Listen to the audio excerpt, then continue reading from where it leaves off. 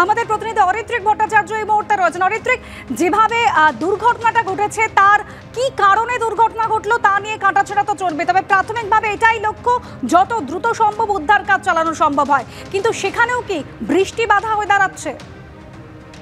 একেবারেই তাই। দেখো, আমরা যেটা দেখছি গত কয়েকদিন ধরেই উত্তরবঙ্গের বেশিরভাগ জায়গায় এই রাঙামাটি সহ বিভিন্ন জায়গায় তুমুল বৃষ্টিপাত হচ্ছে। আজকে সকালেও তার ব্যতিক্রম হয়নি। দুটো বিষয় দেখতে হচ্ছে। তার কারণ হচ্ছে যে এই যে দুর্ঘটনা ঘটলো সেখানেও কি বৃষ্টির কোনো প্রভাব ছিল কিনা সেটা দেখতে হচ্ছে। কারণ অনেক সময় প্রচন্ড বৃষ্টিতে দৃশ্যমানতার অভাব হয়, সেই দৃশ্যমানতার অভাব থেকে কোনো রকম ভাবে সিগন্যাল ওভারশুট করলো কিনা সেটাও কিন্তু খতিয়ে দেখার একটা বিষয় রয়েছে।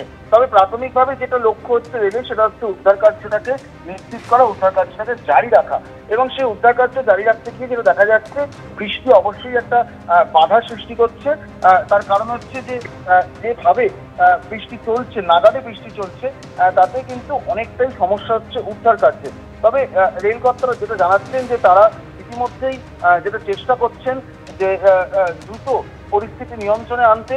কারণ উদ্ধার কার্য এমন একটি বিষয়, এখানে যত সেটা ধীরগতিতে হবে ততই কিন্তু হতাহতের সংখ্যা বৃদ্ধির একটা আশঙ্কা থেকে যাবে। এবং সেই জায়গাটাকে নিয়ন্ত্রণ করা এই মুহূর্তে উত্তর পূর্ব সীমান্ত রেলওয়ের লক্ষ্য।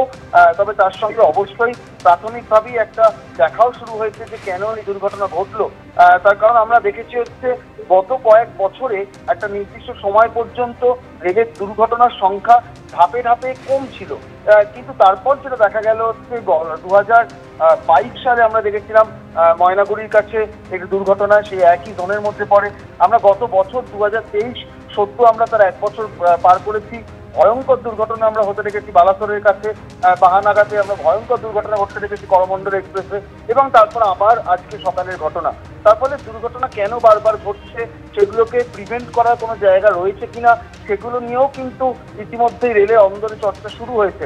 তবে যেটা রেলের তরফে জানানো হচ্ছে, অবশ্যই প্রাথমিক লক্ষ্য কিন্তু উদ্ধার কার্য। সেই উদ্ধার কার্য বৃষ্টিতে কিছুটা বাধা পাচ্ছে অবশ্যই, কিন্তু তা সত্ত্বেও যাতে সেটা দ্রুত করা সম্ভব হয়, প্রয়োজনে অত্যাধুনিক যন্ত্রপাতি, অত্যাধুনিক জিনিসপত্র সেখানে পৌঁছে দেওয়ার যে পদ্ধতি সেটা শুরু হয়েছে। যে স্থানে দুর্ঘটনা ঘটেছে রাঙাপানি, তার থেকে মাত্র 1 ঘন্টা দূরে নিউ জলপাইগুড়ি স্টেশন। তার ফলে স্পেশাল ট্রেন সেখানে রওনা করিয়ে দেওয়া হয়েছে, এবং সেখানে গিয়ে যাতে সেই স্পেশাল ট্রেনে যে রিলিফ এবং বাকি যে পর্যায়ের কাজগুলো এই সময় করতে হয় সেটা যাতে দ্রুত এগোনো যায় সেটার দিকেও কিন্তু নজর দেওয়া হচ্ছে। সার্বিকভাবে উদ্ধার কার্যের যে সম্পূর্ণ প্রক্রিয়া সেটা শুরু করে দেওয়া হয়েছে, কিন্তু এখনো পর্যন্ত উদ্ধারকারী দলের থেকে নির্দিষ্টভাবে কোনো তথ্য মেলেনি। এটাই দেখার যে এই ঘটনার অভিঘাত অনেকটাই বেশি, সেটা ছবিতেই স্পষ্ট বোঝাই যাচ্ছে, কিন্তু বাস্তবে মানুষের কতটা ক্ষয়ক্ষতি হলো সেটার দিকে নজর রাখতে হচ্ছে। এখনো পর্যন্ত সেই সংক্রান্ত তথ্য রেলের তরফে স্পষ্টভাবে কিছু দেওয়া হয়নি। তবে উদ্ধার কার্য শুরু হয়েছে, কিছুটা বাধা বিপত্তির মধ্যে দিয়ে শুরু হয়েছে এমনটা কিন্তু বলা হচ্ছে। একেবারে অরিত্রিক, সঙ্গে থাকো।